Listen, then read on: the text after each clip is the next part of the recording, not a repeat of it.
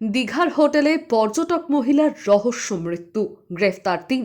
সৈকত শহর দীঘায় বেড়াতে এসে এক মহিলার রহস্যজনক মৃত্যুকে কেন্দ্র করে ব্যাপক চাঞ্চল্য ছড়িয়েছে। মৃত মহিলার নাম ঝর্ণা পাইলাম। এই ঘটনায় জড়িত সন্দেহে ৩ জনকে গ্রেফতার করেছে পুলিশ।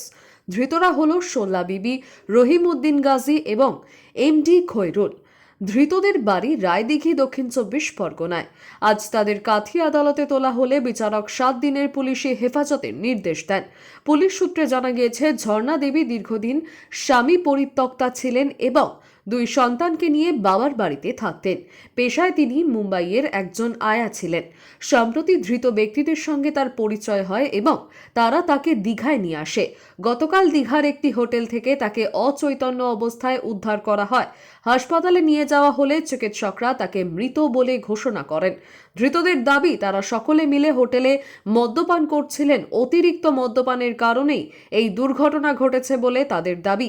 পরিবারের অভিযোগ, মৃতার দাদা সৌমেন কুইল্লা জানিয়েছেন তার বোনকে পরিকল্পনা করে খুন করা হয়েছে।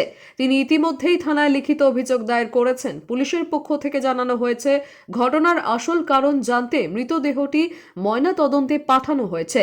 রিপোর্ট এলেই স্পষ্ট হবে এটি নিছক দুর্ঘটনা নাকি পরিকল্পিত হত্যাকাণ্ড।